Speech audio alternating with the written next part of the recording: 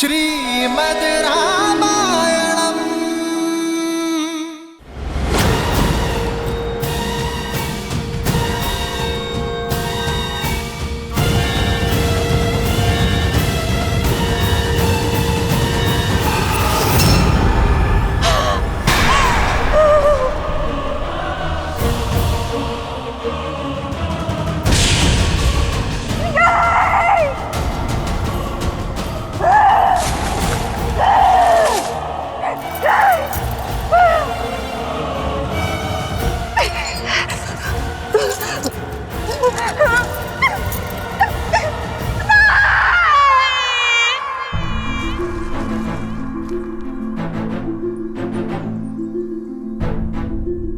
राक्षस प्रजाति हमसे प्रतिशोध लेने अवश्य आएगी लक्ष्मण।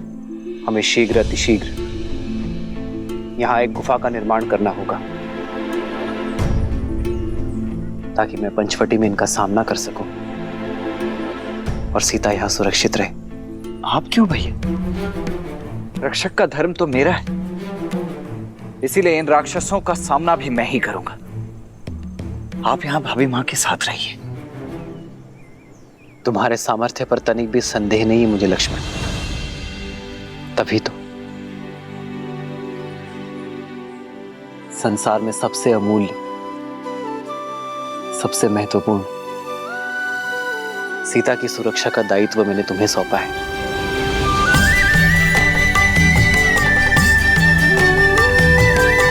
जी भैया।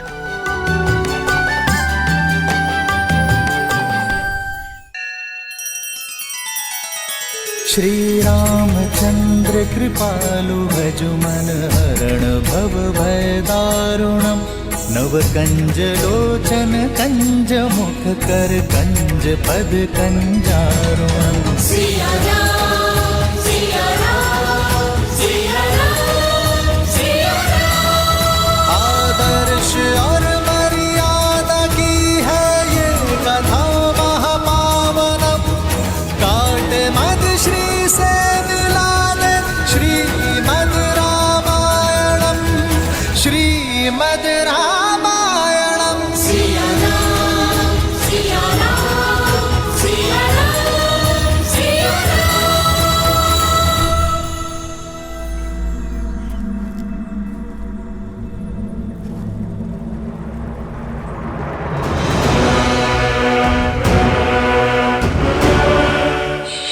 शंभू।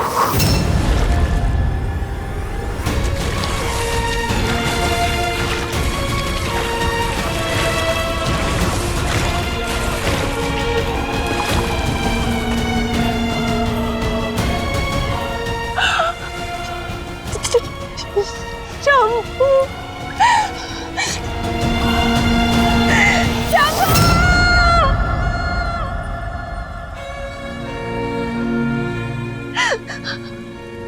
नहीं, उससे अधिक पीड़ा संसार में किसी ने किसी को नहीं दी होगी। राम,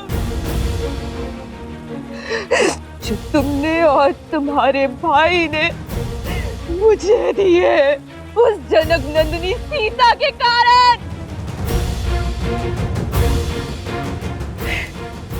एक स्त्री के लिए उसका रूप और मान, और एक माता के लिए अपने संतान के प्राण संसार में सबसे अधिक प्रिय होते हैं। और तुमने मुझसे दोनों छीन लिए।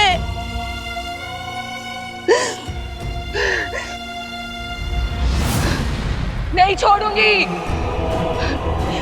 नहीं छोड़ूंगी। राम, सीता, लक्ष्मण, इस प्रहार का प्रतिकार लेगी ये शूर्पणखा, जो मेरी आंखों में आंसू भी नहीं देख सकता। तुमने शूर्पणखा का अपमान नहीं, उसने मृत्यु का आह्वान किया है राम। अब देखना कैसे राक्षस कुल तुम्हारे प्राणों का शत्रु बनता है और कैसे तुम्हारा जीवन मृत्यु से भी भयानक होता है।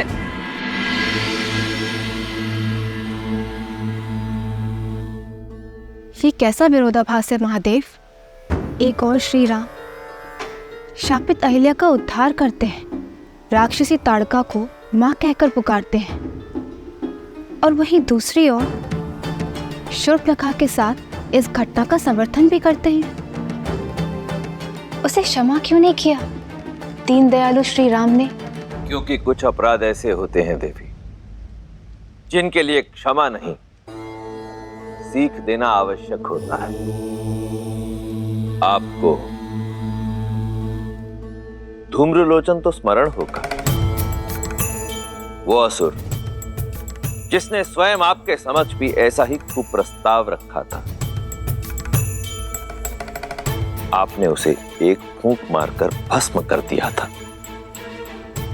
रक्त बीज जिसके रक्त की एक बूंद भी आपसे छूटने ना पाई थी, क्योंकि प्रहार तब भी एक स्त्री के सम्मान पर हुआ था, पति और पत्नी के पवित्र संबंध पर हुआ था। और श्री राम वो तो संसार को आदर्श और मर्यादित जीवन की विधि सिखाने के लिए ही आए हैं।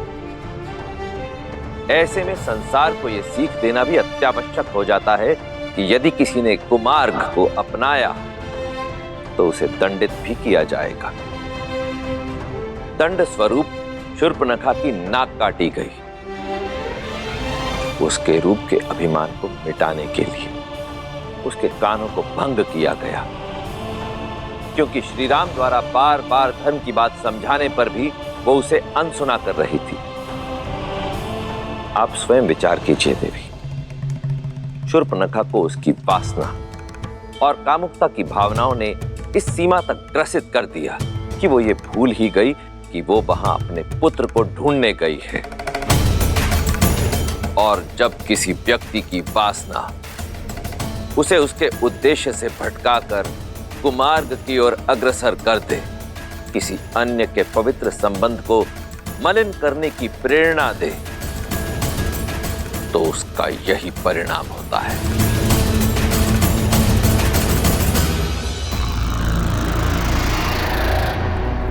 भैया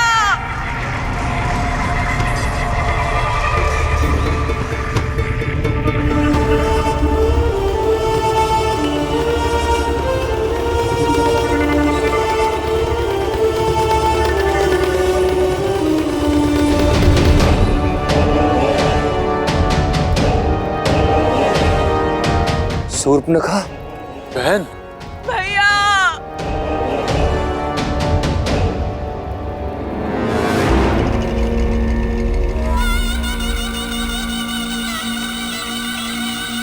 बहन, ये कैसे? किसने किया ये दुस्साहस? भैया लक्ष्मण ने, राम के भाई लक्ष्मण ने किया ये। मुझसे मेरा रूप, मेरा घर सब छीन लिया। भैया रक्षवंश का सम्मान ही नहीं,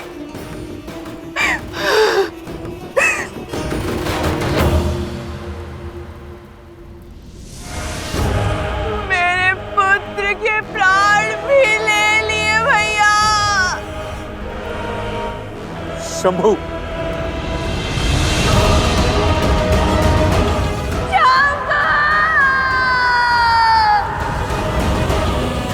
वनवासियों का इतना दुस्साहस, इसका मूल्य चुकाएंगे वो।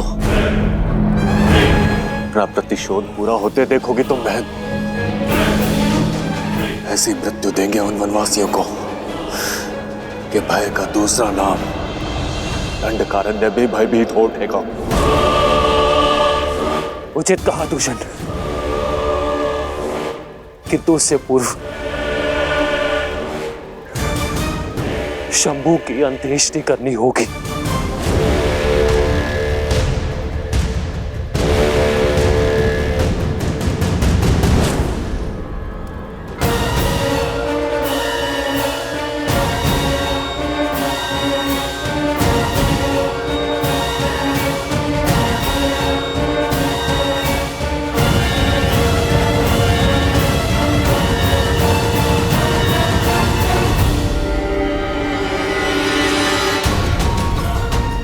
दूषण, अभी के अभी इसी क्षण हमारी पूरी सेना को सज्ज करो।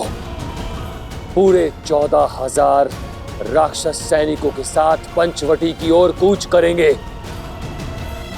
बहन के अपमान की अग्नि अब शत्रु के रक्त से बुझेगी। किंतु भैया, न राम साधारण है और ना ही उसके अस्त्र। भला हमारे रक्ष सैनिक उन शत्रुओं के सामने कैसे टिक पाएंगे भैया? यदि उनके पास दिव्य अस्त्र है तो हमारे पास भी 6 अति बलशाली वीर राक्षस सेनापति हैं। दूषण और महाकपाला के साथ 4 और शूरवीर, जिनमें बल और बुद्धि दोनों का अद्भुत संगम है। और उनमें पहला है 3 सिरों का स्वामी, अपनी भुजाओं में संपूर्ण सेना का बल रखने वाला असुर सेनापति त्रिशिरा।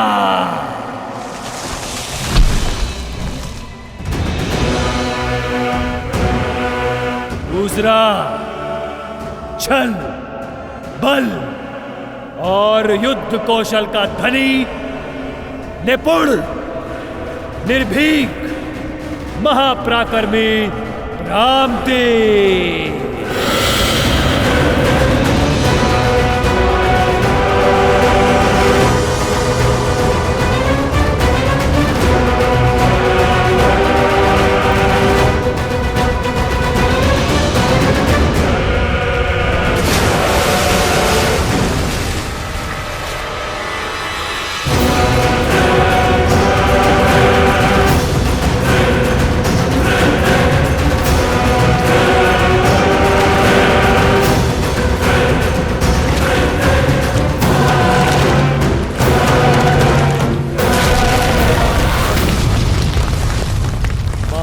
शक्तिशाली, आतंक का पर्याय, बल की पराकाष्ठा, जिसके आगे न देव टिक सकते हैं न दानव, महाबली अरिष्टा।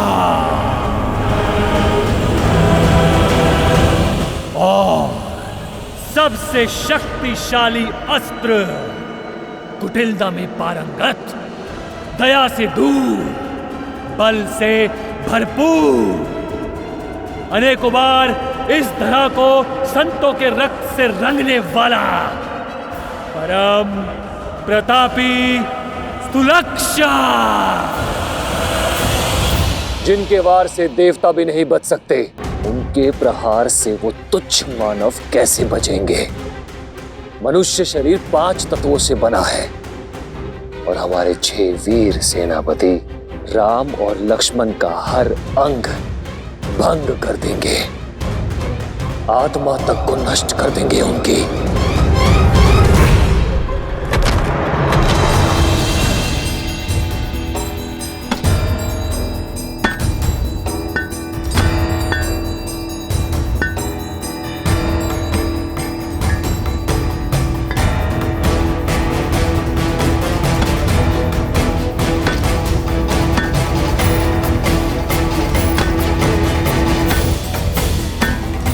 बस कीजिए भैया,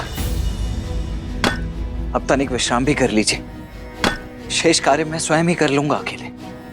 विश्राम से अधिक महत्वपूर्ण है लक्ष्मण, हमारे पास समय शेष नहीं है।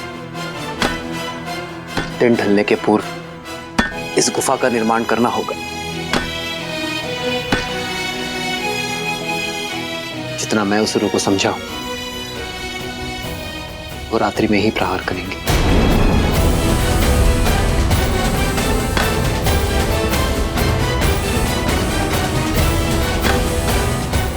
जो आ गया भैया।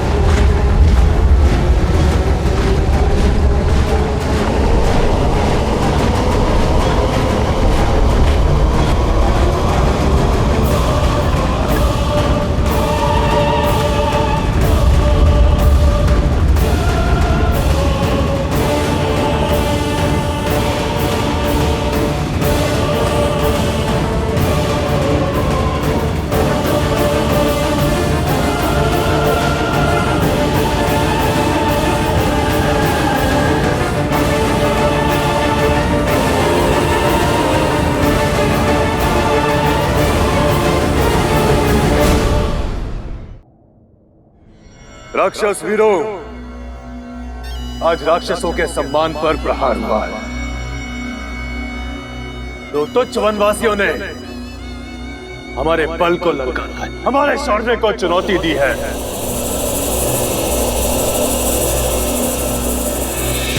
परंतु आज हम ये सिद्ध कर देंगे कि क्यों धरा से लेके आकाश तक राक्षसों के आतंक से कांपते हैं, क्यों सदा त्रिदेव हमारी ही चिंता में मग्न रहते हैं। हम राक्षस कहलाते हैं। राक्षस राक्षस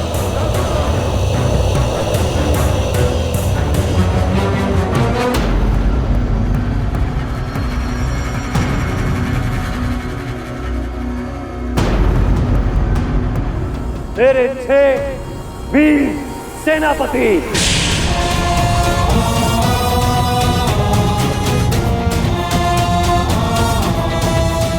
अपनी अपनी सैन्य टुकड़ी के साथ आज रात यहां से प्रस्थान करेंगे। हम राम और लक्ष्मण का संहार कर वापस लौटेंगे।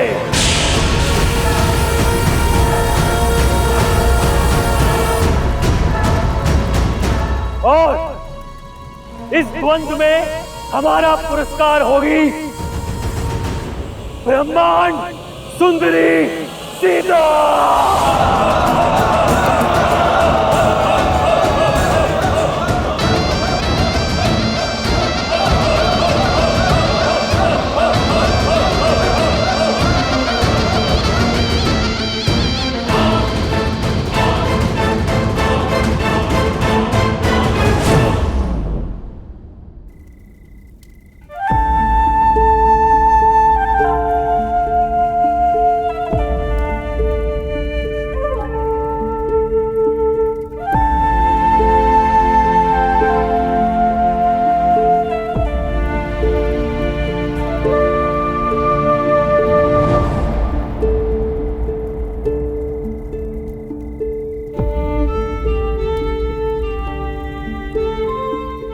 रात्रि होने को है सीते। तुम लक्ष्मण द्वारा सुरक्षित इस गुफा में ही रहना। मैं पंचवटी में आने वाले संकट की राह देखूंगा। ये सब मेरे कारण हो रहा है ना आर्य? हाँ, संसार के दुष्टों के संहार का कारण हो तुम सीता। और ये गर्व की बात है।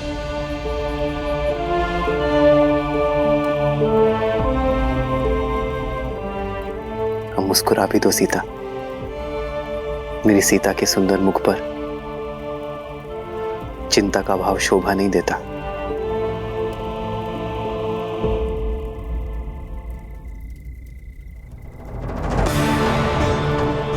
जानती हूँ विजय धर्म की ही होगी, मेरे श्री राम की ही होगी। भाभी माँ की आप तनिक भी चिंता मत कीजिए भैया। मैं उनकी रक्षा उसी प्रकार करूंगा जिस प्रकार पलकें आंखों की करती है। जानता हूं लक्ष्मण, तभी तो अपनी प्राण प्रिय सीता की सुरक्षा का उत्तरदायित्व मैं अपने वीर भाई के कंधे पर सौंप कर जा रहा हूं।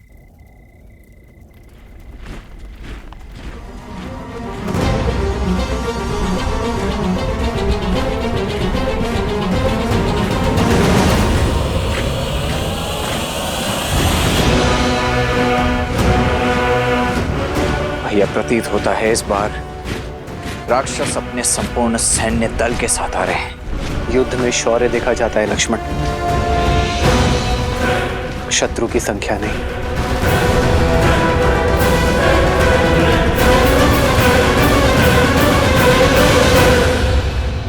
आर्य,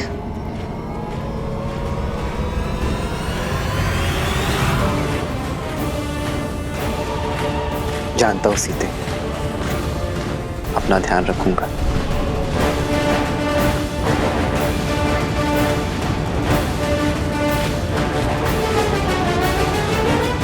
लक्ष्मण,